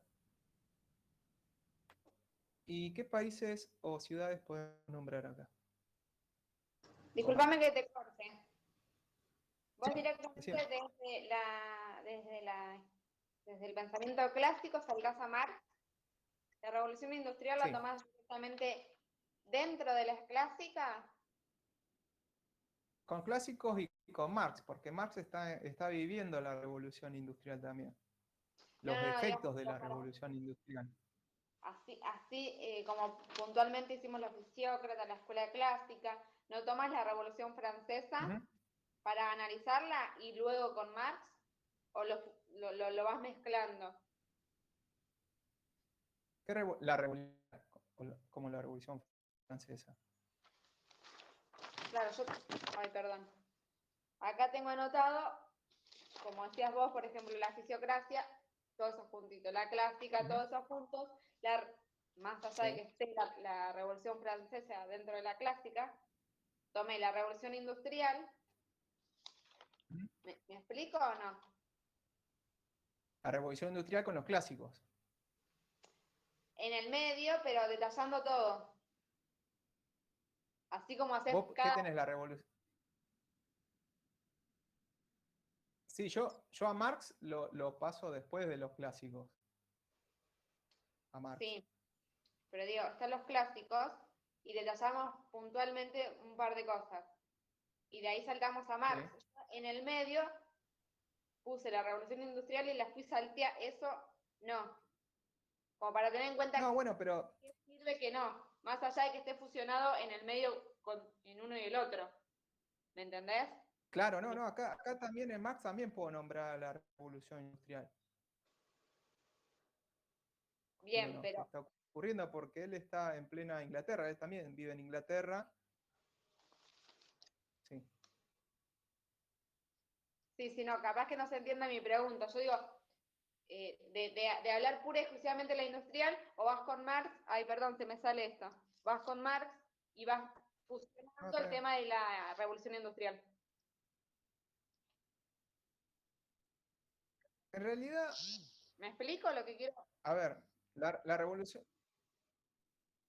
A ver, el tema es que Marx, también algunos dicen que Marx es clásico, o sea, está dentro de clásico, pero en realidad no es lo mismo que los clásicos, Marx, porque Marx plantea una visión totalmente diferente a la de los clásicos, si bien están ambos en el mismo contexto histórico, o sea, más o menos, pues dijimos, los clásicos, habíamos hablado del siglo XVIII, siglo XIX, ¿sí? Yo a Marx también lo tengo que situar en el siglo XIX. Profe, en la línea histórica esa que vos pasaste, ahí aparece más o menos en los mismos años. Desde 1800 Adam Smith y en el 1818 Marx. Claro, o sea, están viviendo, si bien Marx escribe unos años posteriores a Adam Smith, Marx también está en Inglaterra. Está viviendo, está analizando no el surgimiento de la revolución industrial, sino ya más avanzada la revolución industrial, pero está viviendo el mismo fenómeno, digamos, está analizando el mismo fenómeno. Los efectos que está generando la revolución industrial.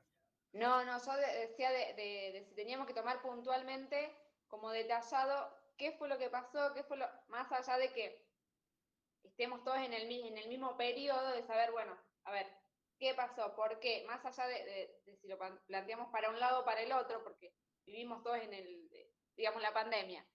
Estamos en el 2021 y estamos todavía con pandemia y lo podemos tomar desde la economía de un montón de lados, estamos todos en el mismo periodo. Pero si tengo que estudiar detalladamente... Si acá en Marx tengo que poner como un acontecimiento importante la revolución industrial. ¿Sería eso? Sí. Claro, como darle un pantallazo grande o lo tomamos como NIT, porque dentro de todo es un fenómeno importantísimo para cualquiera de los dos lados donde lo pongamos. Claro, o sea, el fenómeno es el mismo, la revolución industrial. El tema es que uno lo está viendo de una óptica Ahí está. diferente al otro. Listo. O sea, los dos estamos parados frente al mismo fenómeno, ¿sí? El tema es que Adam Smith lo está viendo de una posición acomodada económicamente y Marx lo está viendo al mismo fenómeno, pero desde los suburbios, desde la pobreza. Pero acá sí también va la revolución industrial con Marx. Lo que pasa es que lo ven de diferentes formas, digamos, de diferentes ópticas, de diferente situación, digamos, de su contexto. Claro, claro. La pregunta, digamos, más allá del examen que sea una pregunta puntual, se dice desde Marx, desde los clásicos, desde como para nosotros saber a dónde apuntamos, o nos preguntan la Revolución Francesa y No, nosotros tenemos... está bien diferenciado taxativamente. Ahí Está bien está. diferenciado. Ahí está. No va a haber confusiones, queda tranquila que está bien identificado, digamos, la línea divisoria. Claro, yo, digamos, bueno, me estudio bien la Revolución Francesa, antes tendría que haber estudiado como clásico y después como Marx, como para englobarla, pero está bien separadito. Sí, está separado, está separado. Ahí está, No te vas a confundir entre uno y otro. Claro, ahí está, gracias. ¿Okay? No hay nada. Bueno, dijimos, principal ciudad, Inglaterra, contexto, plena revolución industrial, ¿sí? Discurso económico, acá, de Marx. Acá pueden marcar varias cuestiones. Que obviamente algunas escapan de esta materia, pero lo pueden analizar también, lo van a analizar en Introducción a las Ciencias Sociales, que es, por ejemplo, Marx analiza lo que es el materialismo histórico, cómo las sociedades se van moviendo, se van modificando a medida que pasa el tiempo, cómo se dan las relaciones de poder en una sociedad, ¿no? Va a analizar la antigüedad, esta idea de esclavos y amos, va a pasar por la Edad Media, señor feudal, siervo, y llega al capitalismo con esta distinción entre capitalistas y proletarios, ¿no? Pero analiza cómo se da el materialismo a lo largo de la historia. Obviamente otro de los discursos de Marx es la defensa del comunismo, la llegada de un nuevo orden mundial que derrumba el capitalismo, que va a ser el comunismo. ¿Sí? Y otro de los discursos económicos de Marx es la idea de la explotación, de una clase por otra. ¿Sí? Bien. ¿Autores? Bueno, uno está de más decirlo, ¿no? ¿Quién es? Marx. Dijo, no me quedaba opción, Marx. Marx. Bien. ¿Se le ocurre otro? Dentro del marxismo. Un amigo, es un amigo de Marx. Es otro autor también, que defiende las ideas de Marx. Federico Engels. Es su mano derecha, es un gran amigo, ¿sí? Son los dos autores que defienden la idea del comunismo. Y si les nombro alguna obra, una la vimos en clase, en la presentación, El Capital, la obra más importante de Marx. El Capital critica la economía política, entre paréntesis, crítica a Adam Smith y a todos los clásicos. ¿Sí? Pero no es el libro, crítica la economía ¿Cómo es el apellido? política. Federico Engels. No, Engels. repetímelo, perdón. Se escribe E-N-G-E-L-S.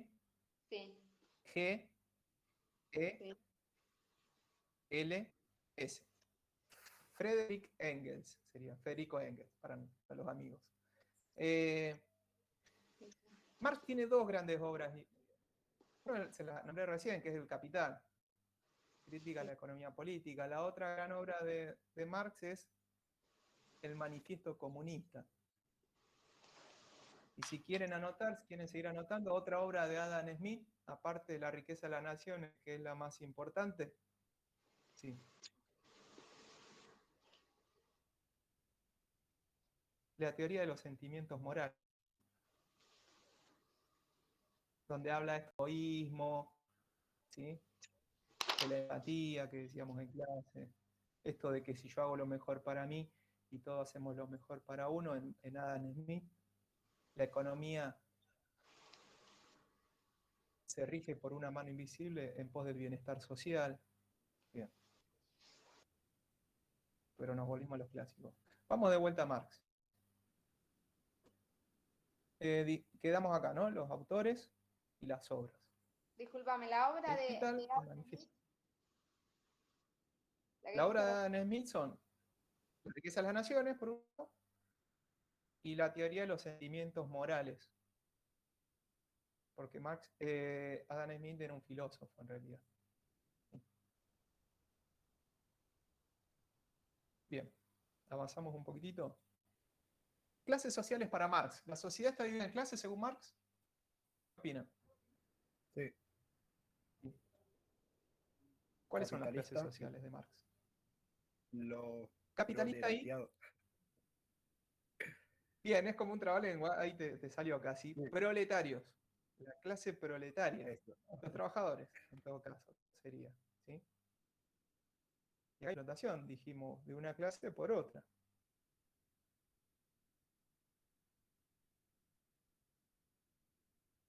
Bien, seguimos. La actividad económica principal, según Marx, en el capitalismo, ¿cuál es?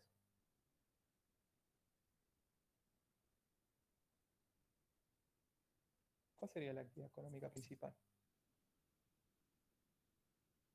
¿Qué es lo que está viendo Marx? ¿Que trabajan muchas horas en malas condiciones? No. Sí, esa es una de Sería las la cosas industria claves, pero también, porque nada más que lo veía de claro, otro lado. claro, acá en el capitalismo, dice Marx, la actividad económica fundamental es la acumulación de capital. Y eso se da básicamente gracias al trabajo industrial que hace el trabajo humano, las fábricas. En este sistema, la fábrica es lo peor que le puede pasar al trabajador, porque ahí se da la explotación del trabajador, la industria. Por eso una de las cosas que plantea es que el trabajador tiene que tomar por sus manos el poder. De hecho, obviamente, estas ideas hacen mella en los trabajadores de aquellos años y muchos trabajadores se organizan y van en conjunto y rompen la fábrica, rompen la herramienta, porque esa es la herramienta, digamos, de la explotación. Ahí está la explotación. Entonces, si ustedes buscan un poco de información por estos años, hay varios antecedentes de huelgas. Obviamente no existen los sindicatos en estos momentos porque no hay legislación, nada. Pero bueno, los trabajadores quieren hacer justicia por su propia y quieren ir y romper la fábrica. Y algunas la rompen. Obviamente eso es sofocado por el Estado, que ahora vamos a hablar del Estado según Marx. Hemos quedado acá, actividad económica principal. Bueno, hablemos del papel del Estado para Marx. ¿Qué dice Marx sobre el Estado? Que debe intervenir. ¿Cuál es el rol del Estado? El Estado debe intervenir y debe sofocar los conflictos. Y debe evitar que haya conflictos. Porque al capitalista no le gusta que haya conflictos. No le gusta que el trabajador haga huelgas. O haga esto de querer romper la fábrica. Obviamente, el Estado no va a defender al trabajador. No hace esto para defender al trabajador, sino que lo que hace es para defender los intereses del capitalista. El Estado es el reflejo del capitalista. Del poder del capitalista. El Estado defiende al capitalista. Entonces, no debe haber Estado. Entonces debe dar lugar al comunismo. No debe haber propiedad privada, dice Marx. Porque el Estado defiende, como defiende la propiedad privada, ¿sí? Como defiende la propiedad privada, pero del capitalista, en defensa del capitalista, y el capitalista se enriquece cada vez más a costa del otro. Porque esta es una explotación de una clase por otra. Todo tiene que ser de todo, Marx. El comunismo. No debe haber propiedad privada. Debe haber propiedad colectiva. Pero ese es el rol que le endilga Marx al Estado, como defensor de los intereses del capitalista. Entonces, De la profe, riqueza. el rol del Estado según Marx, ¿qué vendría a ser? ¿Cómo? ¿Cuál vendría a ser No, el el rol del Estado Estado según defiende los Marx? intereses. El rol del Estado está para defender los intereses del capitalista, dice Marx. Entonces no tiene que haber Estado. Porque el Estado es el reflejo de los intereses del capitalista. Está en contra del Estado. Por eso. Fuente de la riqueza. Para Marx, ¿qué es lo que genera riqueza?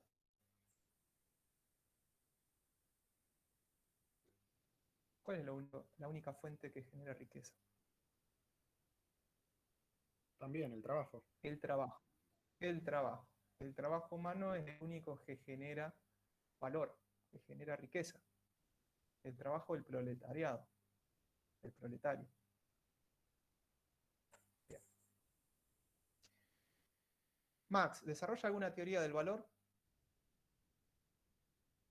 ¿Eso no es lo del origen de la Sí. plusvalía? Bien, perfecto. La teoría de la ¿Qué le da el explotación. valor a las cosas? Exacto, acá tienen que marcar el tema de la teoría de la explotación de Marx, la teoría del valor trabajo de Marx. ¿Sí? El valor de los bienes se genera en base al trabajo del trabajador, que obviamente no es remunerado en su totalidad por el capitalista, el trabajador. El trabajador genera valor, pero ¿qué hace el capitalista? Le paga una pequeña porción de ese valor que generó el trabajador y el resto se lo expropia, bajo la forma de plusvalía, lo que se llamaba la plusvalía, la teoría de la plusvalía, ¿no? La explotación. ¿Yo qué le pagaba al trabajador de todo ese valor que generó? Solo el tiempo socialmente necesario para poder producir eso. ¿Qué era el tiempo socialmente necesario? Lo mínimo indispensable que el trabajador necesita para subsistir. Él y su familia, para seguir con vida. Olvídate de tomarte vacaciones, de trabajar menos horas por día. Lo mínimo indispensable para que él siga trabajando. Para que siga con vida al menos. El resto se lo queda el capitalista. Concepto importante, entonces, la plusvalía, tiempo socialmente necesario, teoría del valor trabajo, la explotación. ¿Estamos hasta ahí? Sí. Bueno, avanzamos un poquitito, pues nos quedan dos más. Neoclásicos, y cerramos. Neoclásicos, periodo histórico. ¿A dónde vamos? Siglo XIX, siglo XX. Bien, mediados del siglo XIX, ya fines del siglo XIX, del siglo XX.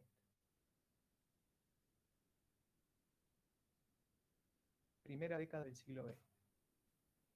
Países, varios vamos a nombrar acá. Y tiene que ver con los representantes de los neoclásicos. ¿Quiénes son los autores? Vamos a nombrar Inglaterra. Tenemos Francia, tenemos Austria. ¿Sí? Porque de ahí provienen los autores. Acontecimientos. ¿Qué está ocurriendo por acá? Vamos a nombrar algunos. Uno es la revolución industrial, que fue el desarrollo de muchos inventos vinculados a la química, a la física. El surgimiento, por ejemplo, no sé, de la cámara fotográfica, de la radio y de muchos inventos. La matemática, las ciencias duras agarran o toman un papel muy ponderante por estos años. El desarrollo de la industria del acero, la industria pesada. Bueno, la segunda revolución industrial, lo van a ver en Introducción a las Ciencias Sociales, pero acá estamos en plena época del positivismo dentro de las ciencias. Bueno, no me voy a adentrar mucho ahí, lo van a ver en otra materia. Simplemente para nombrarles algunos acontecimientos de estos años. Discurso económico de los neoclásicos. Acá también tenemos para hacer dulce. ¿Les nombro algunos? Ellos van a hacer énfasis o analizan básicamente el aspecto microeconómico de la sociedad. Se enfocan en el análisis de la microeconomía. Analizan el consumidor, conducta del consumidor, conducta de la empresa, los mercados.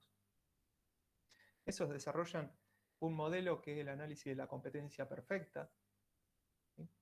Ellos hablan del pleno empleo, defienden la existencia del pleno empleo, sostienen la ley de Say, la ley de los clásicos, esto de que toda oferta genera su propia demanda. ¿Sí? Ellos también desarrollan una teoría de la distribución del ingreso. ¿Sí? Estoy marcando algunas de las cositas que fueron nombrando los neoclásicos, ¿sí? Para tener en cuenta. Con ellos la economía política pasa a llamarse economía. ¿Sí? ¿Me decías? Que surge el empresario. Surge, ahora vamos a ver el tema de las clases sociales, pero bueno, ellos hacen un cambio ahí, porque para los clásicos hay 3 clases sociales, para ellos en realidad no van a hablar de clases sociales, Puede ser también en un modelo Pero de competencia perfecta.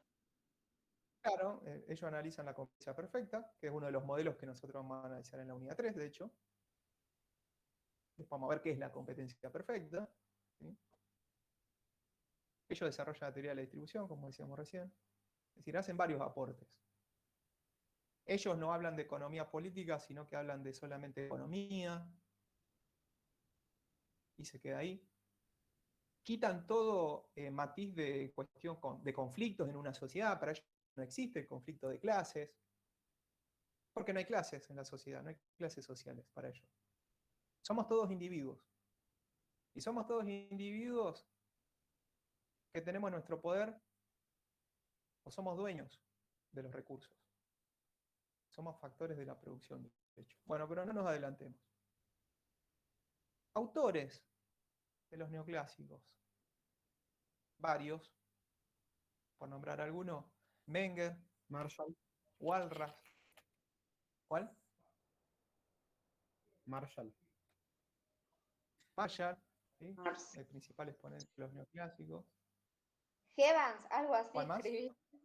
Evans o algo así. Jevons es ese. Jevons. Es ese. Menger, Walras, Jevons, Marshall, por nombrar algunos, ¿sí? Los más importantes. Clases sociales. Bueno, acá nos metemos con el tema de las clases sociales. Para los neoclásicos no existen las clases sociales. La sociedad no está dividida en clases. La sociedad está dividida en individuos. Ahora, ese individuo, en el sistema capitalista, puede ser o consumidor, demanda bienes y servicios, o también puede ser, es dueño, es propietario de un recurso productivo. Son factores productivos. Ellos hablan de factores de la producción. Bien, no son clases sociales, son factores de la producción. Tenemos el trabajador, tenemos el capitalista, tenemos el terrateniente y tenemos el empresario también acá. Ellos dividen la figura que para los clásicos era capitalista, empresario, digamos, estaba medio confuso esa identidad. Ellos la dividen en dos. Hay un capitalista, hay un empresario. ¿Sí? 4 factores de la producción. Cada uno de esos factores de la producción recibe un ingreso también. Ahí viene el tema de la distribución del ingreso. Para los neoclásicos también. Salario para el trabajador, interés para el capitalista, renta para el terrateniente, beneficio para el empresario. Actividad económica principal para los neoclásicos no van a hacer foco en ninguna. Para ellos toda actividad económica genera valor. Acá no hay ninguna distinción por ninguna en particular. ¿Sí? Todas son actividades importantes. Papel del Estado para los neoclásicos. ¿Qué decían los neoclásicos sobre el Estado? También, que tenían que garantizar el marco legal, seguridad, tiene que defender la competencia, y en el caso de que el mercado falle, ahí intervenir, como por ejemplo, destruir los monopolios. Bien, o sea que para los neoclásicos podríamos resumir y decir que en realidad para ellos no hay un lugar destacado para la actividad del Estado en cuestión económica, ¿no? Sostienen muchas de las cosas que ya sostienen los clásicos y agregan esto de que el Estado debe resolver las fallas del mercado en caso de producirse. Resolver esa falla del mercado y retirarse. Son defensores del liberalismo también económico, como los clásicos. Fuente de la riqueza. Bueno, acá en realidad tampoco. Si todas las actividades económicas son importantes, no hay ninguna actividad que genere una mayor riqueza que otra, digamos, todas por igual. No hacen ninguna distinción ni no ponen ninguna actividad por encima de otra. Y por último, la teoría del valor. ¿Los neoclásicos desarrollaron alguna teoría del valor? No. ¿Se preguntaron en algún momento ¿Qué le da valor a los bienes? A la utilidad. Bien, acá tienen que marcar, ellos desarrollan la teoría subjetiva del valor, para diferenciarla de la teoría objetiva del valor de los clásicos. Porque para los clásicos, el valor de los bienes lo da el trabajo, y como el trabajo es un costo de producción, o sea, los bienes tienen un valor dependiendo de su costo de producción, de cuánto costó producir ese bien, medido en horas de trabajo, obviamente, ¿no? Pero acá, ellos plantean que hay algunos bienes cuyo valor no depende de las horas de trabajo. Depende de la utilidad que le reporte a una persona el consumo de un determinado bien. Pues ellos hablan de la utilidad, la teoría de la utilidad. ¿Sí? Teoría subjetiva del valor. Hay que tener en cuenta no solo los costos de producción, sino lo que a una persona, o lo que valora una persona un determinado bien. Cada Porque uno si, por tiene una ejemplo, un perspectiva producto, diferente. claro, y cada persona sobre un mismo bien tiene una valoración diferente, bien. ¿Por qué? Porque para alguien que no le gusta el asado, jamás pagaría por un kilo de asado 800 pesos. No lo compra, por ejemplo. ¿Sí? Ahora, hay otros productos que uno le da una valoración diferente y que está dispuesto a pagar un precio desorbitado para otra persona que obviamente no lo pagaría. O sea, hay que tener en cuenta la valoración de los individuos a la hora de determinar el valor de los bienes.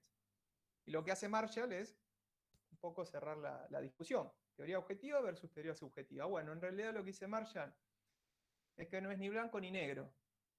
Esto es un gris. No son buenos los extremos. Hay que tener en cuenta los costos de producción por un lado y también la valoración que hacen las personas por otro. En el mercado hay oferta y demanda. La oferta del productor que lleva su producto al mercado y lo ofrece en base a los costos que le llevó producir eso bien, no lo regala, pero también tiene en cuenta la valoración de la sociedad de esos bienes. Y en esa interacción, esa negociación entre oferta y demanda determina el precio de los bienes. El valor lo da la utilidad, pero el precio lo determina el mercado. ¿Sí? ¿Se entiende? Y a veces valor no es lo mismo que precio. Uno le puede dar una valoración y el precio de ese producto es otro. Dependiendo de tu valoración, bueno, vas a ver si estás dispuesto a pagar o no ese precio. Cerramos rápidamente con Keynes y cortamos. Periodo histórico de Keynes, siglo XX, década del 30, 1929, si quieren ser más precisos. Países o ciudades, obviamente, él está en Estados Unidos, él analiza qué está pasando en Estados Unidos, y esto obviamente tiene repercusiones a nivel mundial. Pero lo que analiza él surge en Estados Unidos. ¿Por qué? ¿Cuál es el principal acontecimiento? La crisis del 29. Crisis del 30. La crisis del 30, le llaman algunos, la caída de la bolsa de Wall Street, ¿sí? La Gran Depresión de 1929. Bueno. Discurso económico. Bueno, acá hay varias cosas, ¿no? Primero, él estudia la macroeconomía, a diferencia de los neoclásicos que hacen hincapié en la micro. Los grandes agregados económicos analiza Keynes. El desempleo, inflación, tasa de interés, crecimiento económico. ¿Sí? Postulado de Keynes, para él no existe la ley de Say, a tener en cuenta. Niega la ley de Say. Él dice que la oferta no genera demanda, es al revés. Le da una vuelta de rosca. Otro punto a tener en cuenta dentro de Keynes, la importancia de la demanda efectiva. Para que la economía crezca, la sociedad tiene que demandar más productos. Hay que gastar, hay que consumir. Si aumenta la demanda efectiva, la economía va a salir de la crisis.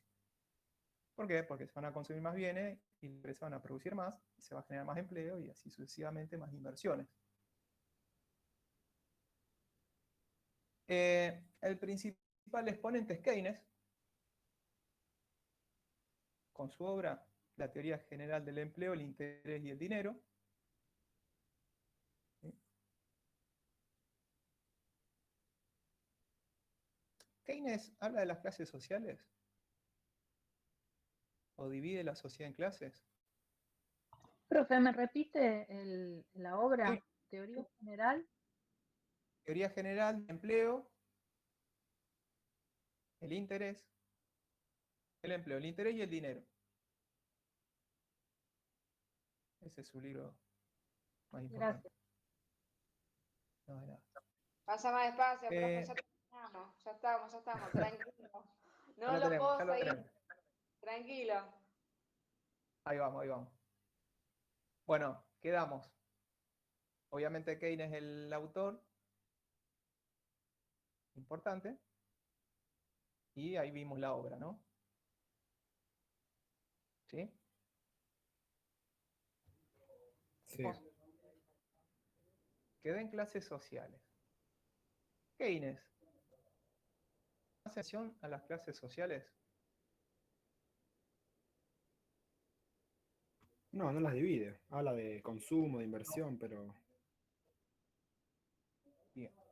Él habla de los componentes de la demanda efectiva, él habla de que hay un consumo. ¿Quién hace ese consumo? ¿Quién consume? Las personas.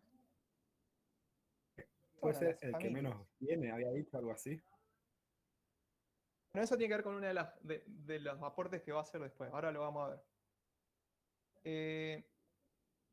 O sea, él habla de las familias, él habla del Estado, él habla de los empresarios. Más que de clase, él habla de sectores en particular. La familia, los empresarios que son los que invierten. Él habla del Estado que hace el gasto público. ¿Sí? Pero él no hace mención en ningún momento de clases sociales o qué remuneración recibe cada clase social. Solo hace mención de cómo está conformada la demanda efectiva. ¿Sí? Actividad económica principal.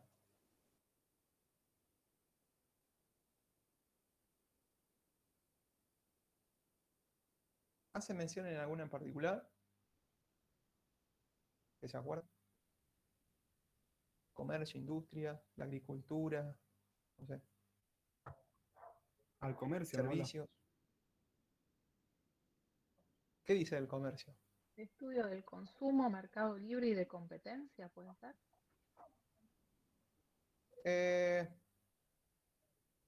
Bueno, el tema de la competencia o mercados libres, eso está más que nada emparentado con los neoclásicos. Él lo que va a hacer es una vuelta al proteccionismo.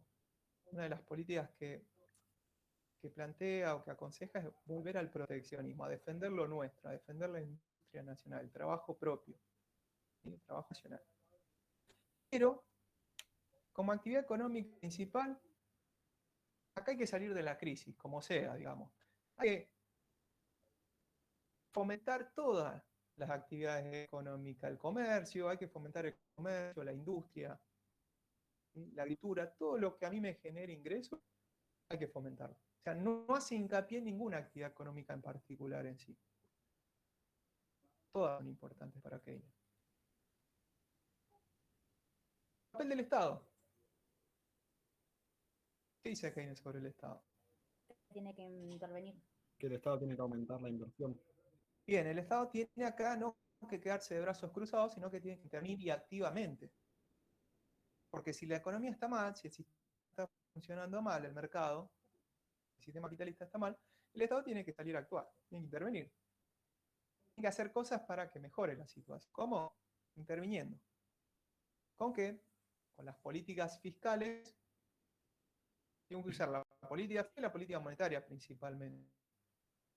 ¿Qué más tiene que hacer? Lo nombraron recién ahí.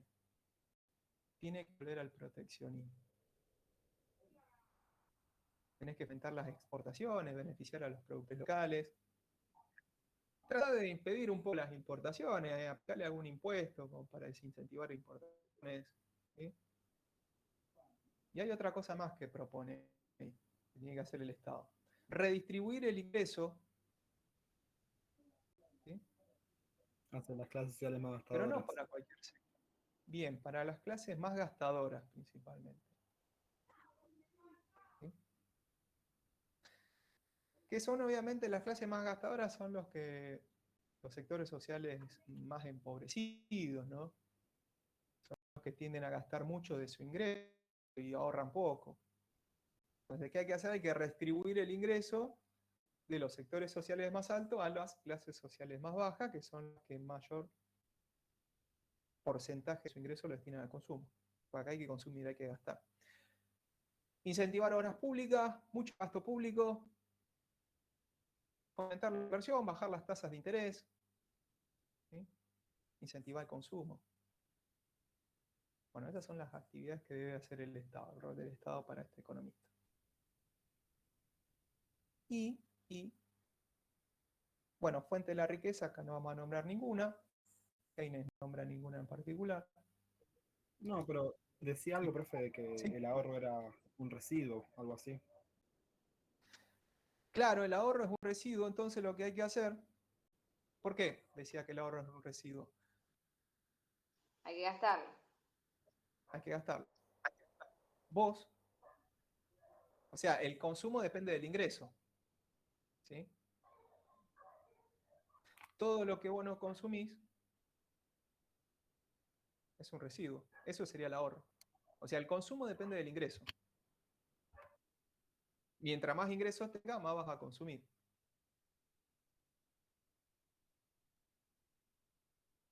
Sí, sí, hasta ahí sí. El ahorro es un residuo, o sea, es lo que te queda después de haber consumido tu ingreso.